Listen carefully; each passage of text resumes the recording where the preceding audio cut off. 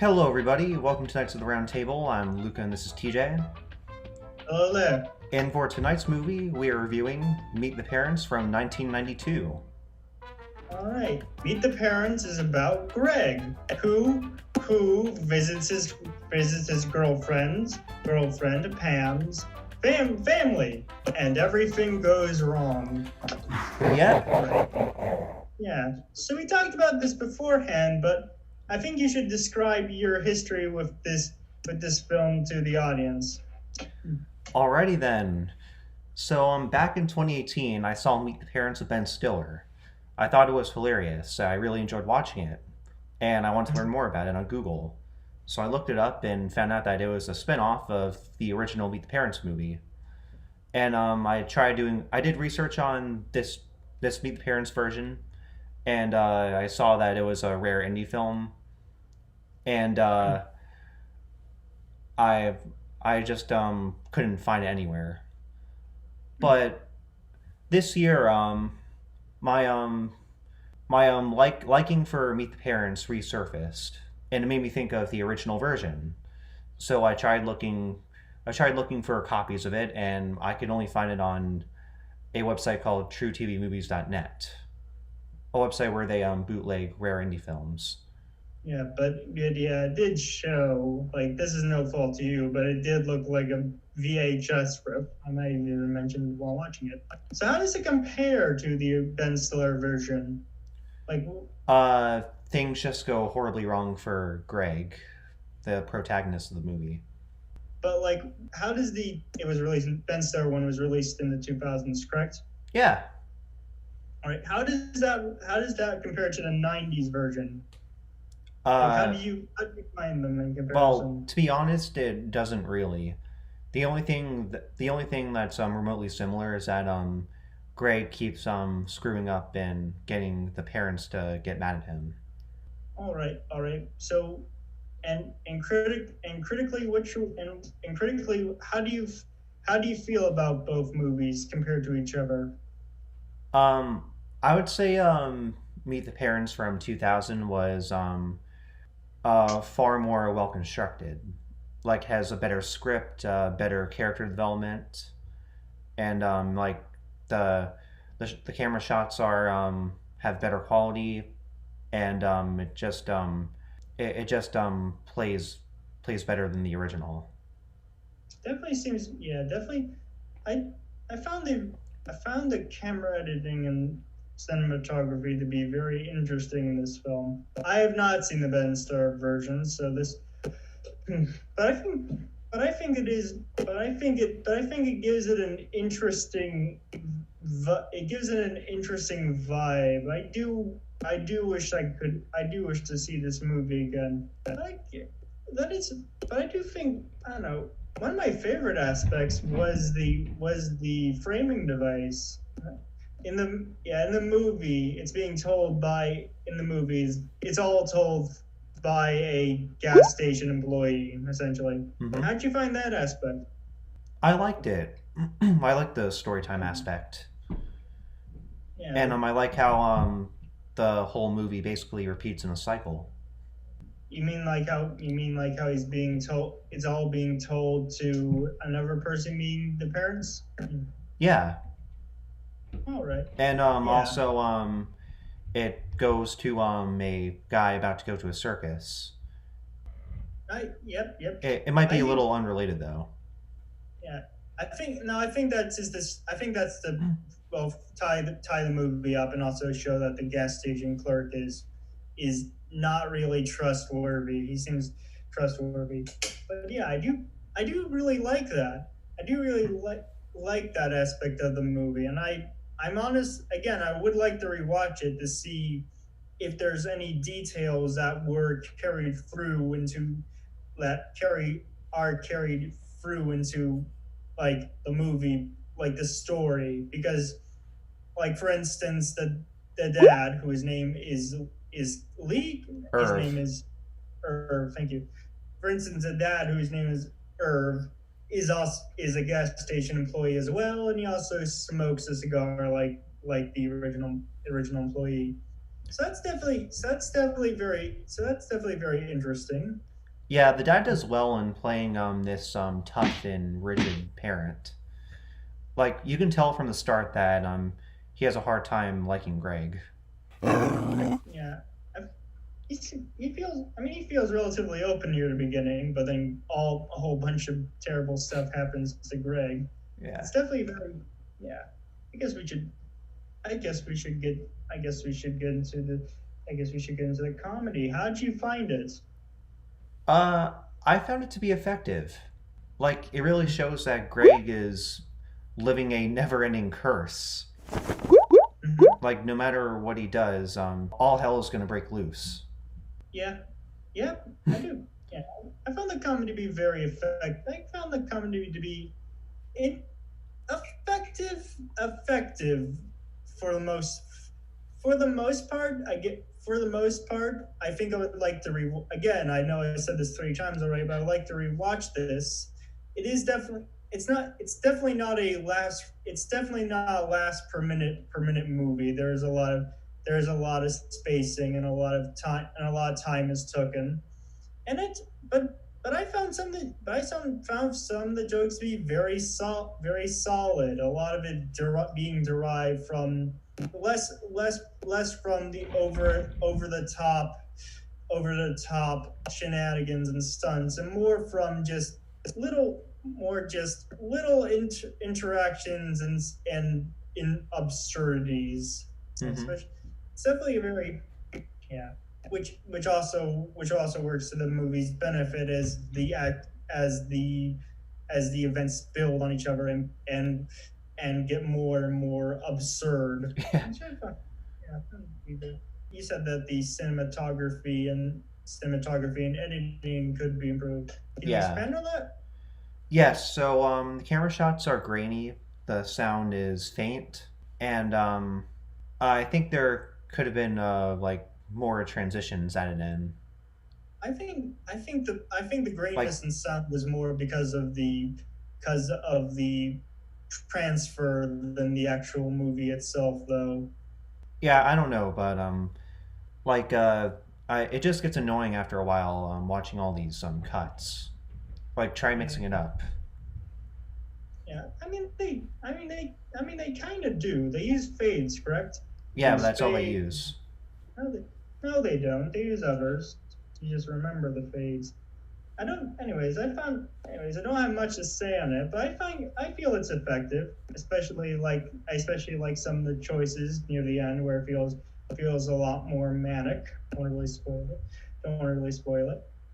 But it definitely does feel like an indie movie. There is a low budget clearly, an effectively used budget, but a very but a very low one. And it does feel low one.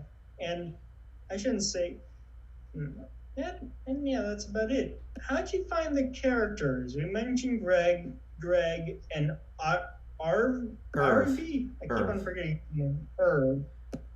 Any other characters that interest you? I mean, to be honest, most of them seem like ordinary people. Yeah, Ones in particular that interest me are the store clerk and Lee, Pam's ex-boyfriend. yeah, definitely. Yeah, that's definitely a strange. That's definitely an interesting scene with the ex-boyfriend. What intrigues you about him? Like he's a very tough-looking dude, and he Okay. like he talks in a very thick voice. Yeah. Yeah. Like, Yeah. yeah. I didn't Like really he's very remember him. rowdy. Well, I don't think. Yeah, I didn't remember him too much. Hmm? For me, he felt. For me, he felt very much stereotypical. Not that that's a bad thing. But he's only in a few scenes. But I did kind of like the set piece he was in, and how he's chasing Greg and Pam. Yeah. That was really interesting. Hmm. The Pam's sister Faye is a little weird. She's definitely the most caricature-esque of the family, and I would argue the whole cast. Yeah. And she is definitely, yeah. she's sort of a she's the wannabe actress of she's the sort of the wannabe actress stereotype that is appears in movies and such. And she's and her performance, I found it to be mixed, yeah, a little a little annoying, but which is intentional, obviously. But she is definitely, yeah, she is definitely frustrating to Yeah. watch at times. And also, I don't want to spoil this. The ending scene is definitely shocking to me. Yeah, I do not imagine. Yeah, I didn't. Yeah. So we mentioned how this movie is hard to pick up, find. What do you think that is? All I know is that it wasn't widely distributed after its initial release. Yeah, and Is it because people thought it was bad? it's a bit. I don't think it's bad. It's not very. It's not that mainstream. It's not that mainstream though. It's a bit. It's sort of in a weird space where it's not exactly what you expect out of an indie movie, but is also Yeah, it could be. not Yeah, incredibly commercial. could be Say that because again. could be because it's an indie film and people making it probably didn't have enough money to distribute it. That too. Plus, I don't think this has that big of a. I mean, correct me if I'm wrong. I don't think this film has that big of a following from what little I've seen. So it's definitely, Yeah. yeah. So that bit's definitely interesting. Hmm. What if I could? Hmm. What else is there to say? I like. Hmm. Hmm. I guess we should. I guess. I guess we should talk about. The plot may be. We might have to edit this out. The plot may be the. It's yeah. Definitely one. Hmm. Definitely one of the stranger element. What is? What else is? What else is there? Anything else from you? I could pick out scenes from each character. Um, I'm gonna Uh, start with Faye. all right. So Faye is kind of annoying to watch. As mentioned, Yeah, yes. she is always seen getting Greg in trouble, and there are scenes where she just acts weird.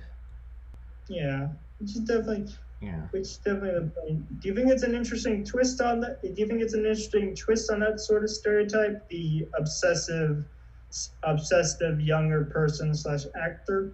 Yeah. Like I remember I just remember these scenes where she gets Greg in trouble with the parents. I'm like here we go.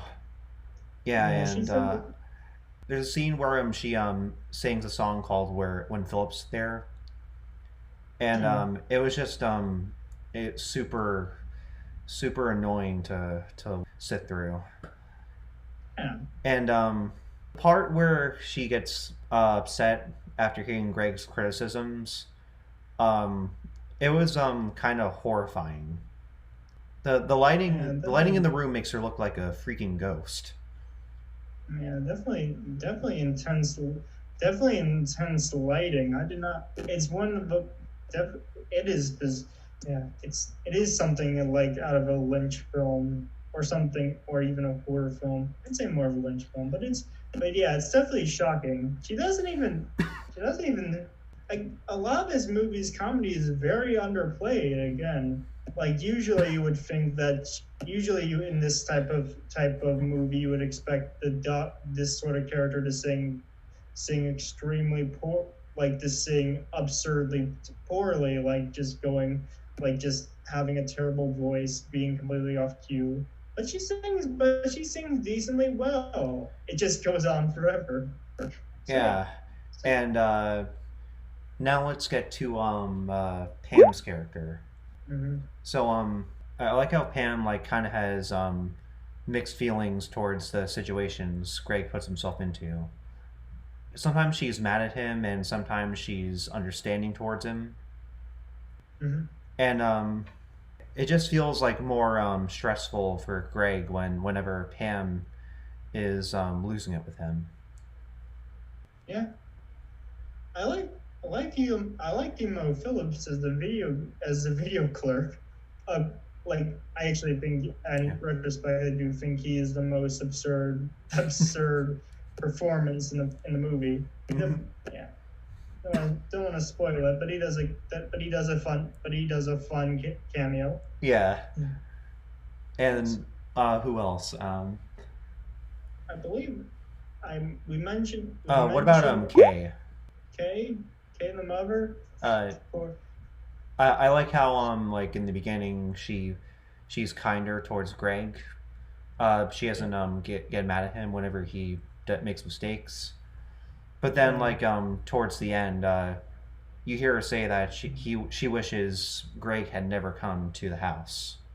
it's also just the absurd injury she abstains throughout the movie. Yeah, like she Really, really doesn't like him towards the end.